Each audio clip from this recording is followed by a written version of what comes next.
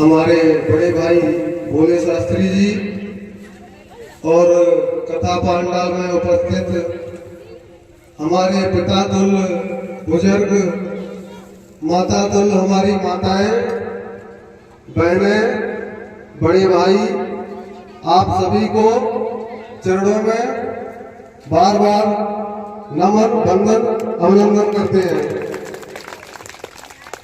तो हम आपका बेटा मान लो या भाई मान लो, आपसे छोटे हैं, अपने समाज में आया हूँ। आज हम अपने मन की बात कहने के लिए आया हूँ आपके बीच।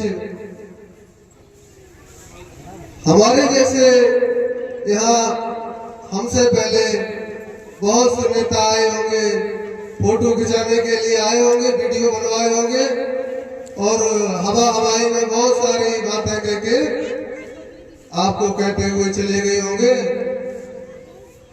और लंबे लंबे बातें करे गए होंगे आपसे।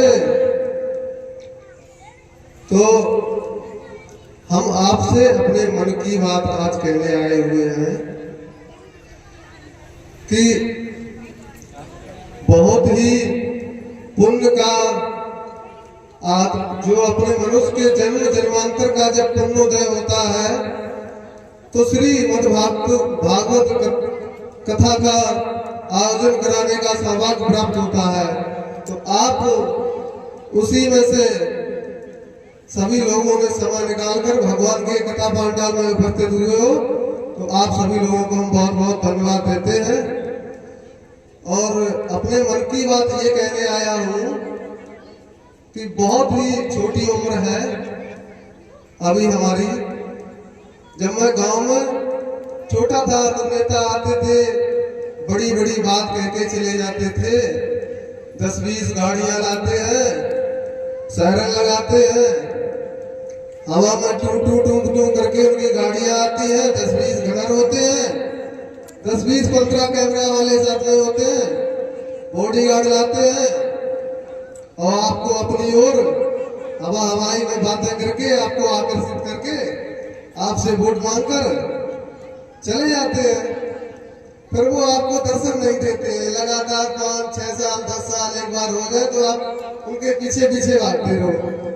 एक बार तो आपके पैर छुएंगे, फिर वो 10-20 साल तक जब तक वो रहेंगे, पद में रहेंगे, तब तक आप उनके पीछे पीछे घूमते रहिए।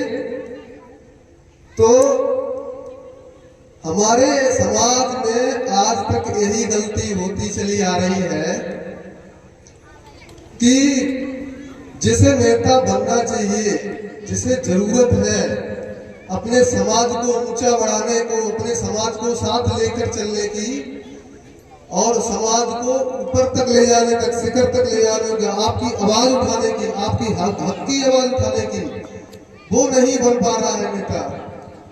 नेता कौन बन पा रहा है? आपको मीठी मीठी बातें करके अपनी ओर आकर्षित करेगा और चला जाएगा। क्योंकि जो आपके साथ लड़ सकता है, आपकी आवाज को बुलंद करके और आपको अपना हक और अधिकार दिलाता है, वो नेता नहीं बन पा रहा है। नेता बन पा रहा है पैसा कमाने वाला, और आप पैसा कमाने वाले को नेता बनाते हैं और वो पैसा कमाने वाला एसी में बैठकर नोट गिनता है और वो नोट गिनने वाला आपके साथ इस जमीन में और धूल में आपके साथ लड़ नहीं सकता है, क्योंकि वो एसी में बैठकर राजनीति करता है और वो जमीन में कभी जुड़ा हुआ नहीं है। वो आपके साथ नहीं लड़ सकता है, क्योंकि हम इसी समाज से, इसी समाज में पैदा हुए। हम भी एक किसान के बेटे हैं और हम इंजीनियर पद से विज्ञान से नौकरी देकर आए हुए हैं। इसी हम हुआ ही है कि हमारे साथ एक घटना हो गई थी, तभी से मैंने ये सोच लिया है कि मैं राजनीति करूंगा। राजनीति में आने का मेरा कोई विचार नहीं था, लेकिन कुछ लोगों ने, कुछ हमारे नेताओं ने राजनीति को इतना गंदा कर दिया है कि आप सभी बुजुर्ग लोग बैठे हुए हो, हमसे काफी उम्र में सभी लोग बैठे हुए हो, हम बता नहीं सकते, आप लोग भी बहुत समझदार हो कि अब हमारा भारत देश कहां पे पहुंच गया है। संविधान आप देख लो, बाबा भीमराव अम्बेडकर साहब ने जो संविधान बनाया है, वो संविधान भी खतरे में भी है। अभी जो संविधान खतरे में है उसके बारे में आप सभी को जानकारी है। तो हम यही कहना चाहते हैं कि हमारी जिस पीढ़ी में अभी हम हैं, तो कल की जो हमारी आने वाली पीढ़ी है वो हमसे पूछेगी कि जब ये हो रहा था तब आप कहाँ थे। आप लोगों को हमारा सहयोग करना है, हमारा सहयोग करना है। और हम अगर आप लोग हमारा सहयोग नहीं करेंगे तो आने वाले समय में आने वाली पीढ़ियां हमारा भारत देश गुलाम हो जाएगा। और इसी कुछ नेताओं ने राजनीति के चक्करों में अपने हक अधिकार के लिए अपने लिए किया है। कुछ समाज के लिए कोई नहीं करता है, जमीन से जुड़ा हुआ व्यक्ति कर सकता है। और जो गरीब परिवार से, किसान परिवार से जो व्यक्ति आता है वो ही गरीबों की आवाज उठाना जानता है। और जो महान हस्तियां आती हैं, अमीर खानदान से आती हैं, खैर कोई हम किसी के यहाँ बुराई करने नहीं आए हैं, ना ही किसी की निंदा करने आए हुए हैं। सिर्फ हम अपने समाज को जागृत करने आए हैं।